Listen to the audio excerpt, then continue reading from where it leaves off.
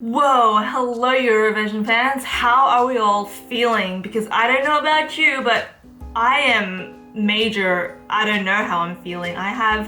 You know when you have that feeling after a concert, like a really good concert, and you have like post-concert depression? I have post-Eurovision depression. Whirlwind of emotions, a lot to discuss today. I have a list here of little discussion points because I think that it was a very interesting Eurovision this year. But first of all, congratulations to the Ukraine and Jamal with her song 1944.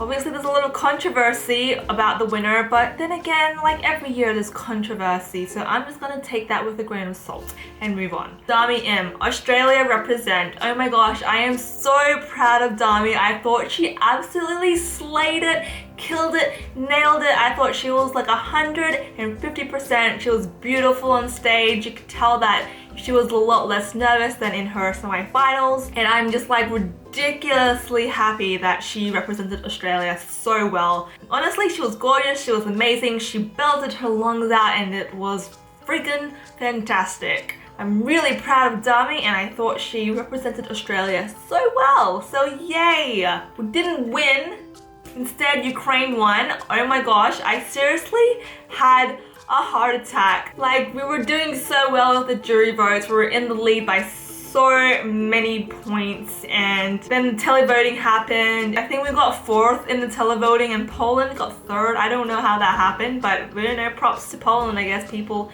like Poland. Like, I was seriously having a heart attack. I didn't know what was going to happen. I honestly didn't think that Australia had, like, I knew Australia had a chance to come top 5, but I didn't know they had such a huge chance to actually come out on top. You know, Ukraine beat us by like 23 points or something like that, 20 something points. So considering everything that's going on, I think Australia did pretty good, pretty damn good. So I know a lot of people all around Europe right now would be talking about politics this, politics that, Ukraine this, Ukraine that, Russia, Australia, blah blah blah. To me that doesn't really matter at all. Like, the winner has been chosen and it's Ukraine. I actually really do like the song, and to be completely honest with you guys, like, when I was watching it, the only performances that really gave me shivers and goosebumps aside from Australia and Dami Im was actually the Ukraine, and Jamal seriously had me like, oh, like goosebumps all the way down to my kneecaps. I thought she was like on point. She had killer vocals. You could totally tell that she was like emotional with the song, and I think that's really what connected. For me personally, I'm not talking about politics or the message of the song. Like, the message of the song is pretty morbid and sad, but for me personally, I connected with her song because it was very emotional, and I actually felt her pain through the TV screens, which is amazing. So yeah, I am happy with the winner. I think she deserves it, and you can tell she put a lot of her heart and soul into it. Political messages aside, I think she is a deserving winner, and I think it's not always about winning. I think if we look at the past winners, there's such a diversity of winners, and this definitely adds that much more diversity. And I love the epic little cry she does. Like, oh, it's so good. A lot of people say she can't sing, but I definitely think she can sing. I think people just have a different taste to melody. I think the melody was just absolutely hauntingly beautiful. That's my pick on the winner. No issues there. Obviously, it's not my favorite song of the contest, but I think it was definitely a worthy winner. So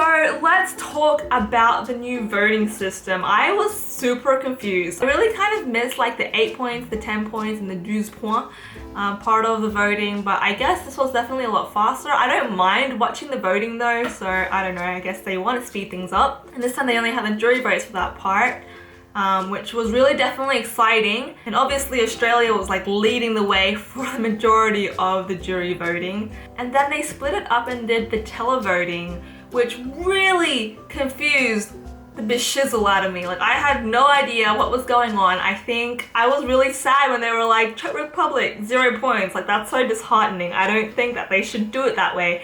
And I think a better way to do that kind of voting would be to actually have the list of the points that are going out, because I feel like towards the end of it, there was like Poland and Australia and Ukraine and Russia, and we knew that there were top 4 on the televoting, but we didn't know how many points each of them were going to get.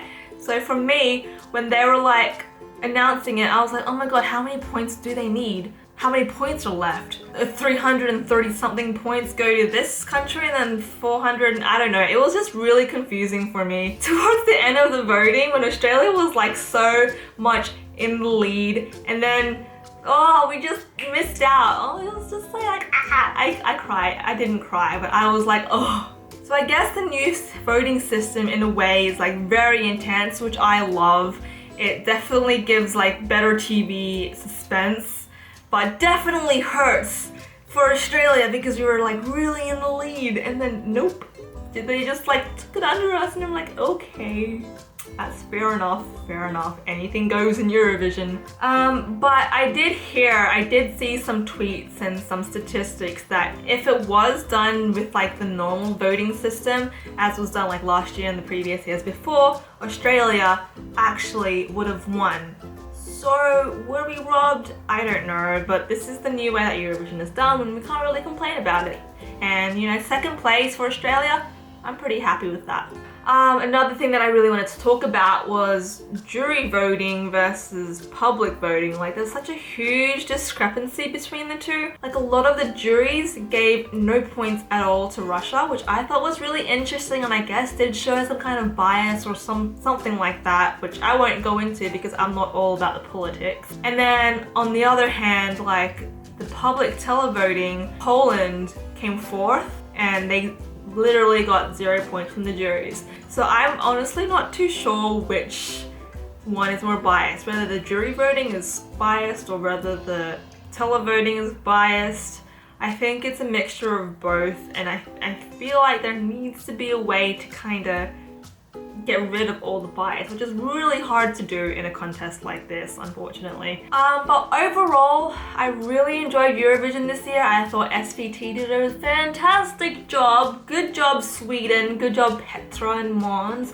Justin Timberlake's performance was great, a bit out of place, but I still enjoyed it. The highlight for me for Eurovision 2016 was definitely when Alexander Rybak came back on the Eurovision stage and he had his little violin, and I was just super happy because Alexander Rybak is the reason why I love Norway so much. Like I discovered the beauty of Norway through Eurovision and watching him on Eurovision. Like that's what Eurovision is supposed to do. What else? My favorites.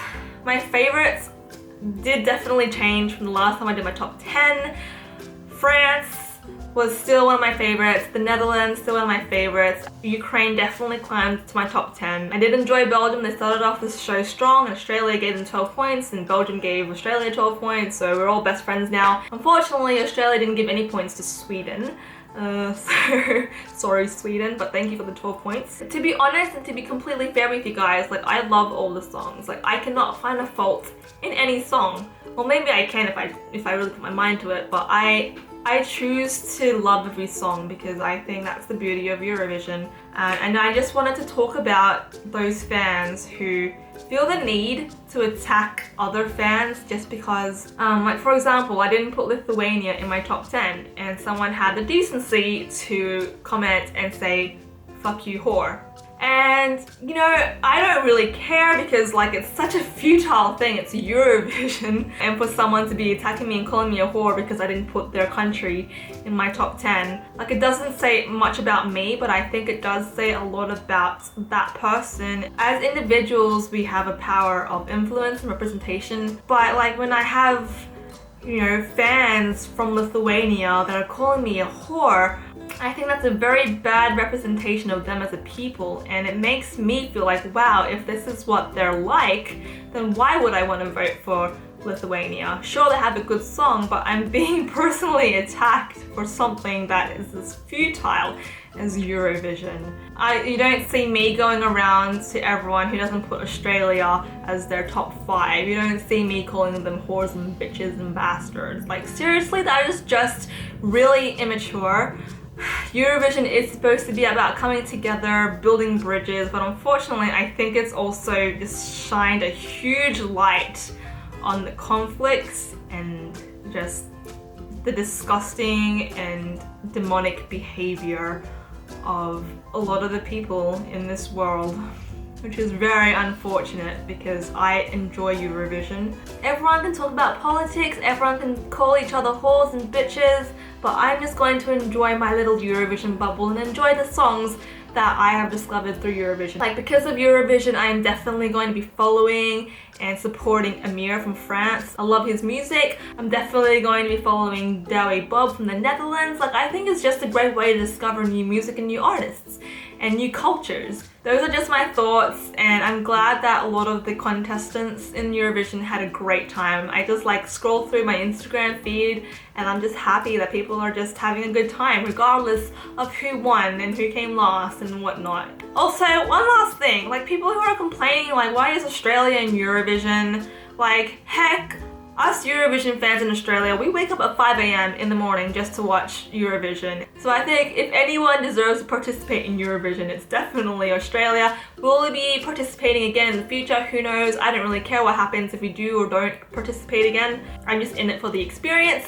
And yeah, I actually watched Dami Im after the Eurovision Song Contest. She was doing an interview with the Australian broadcaster.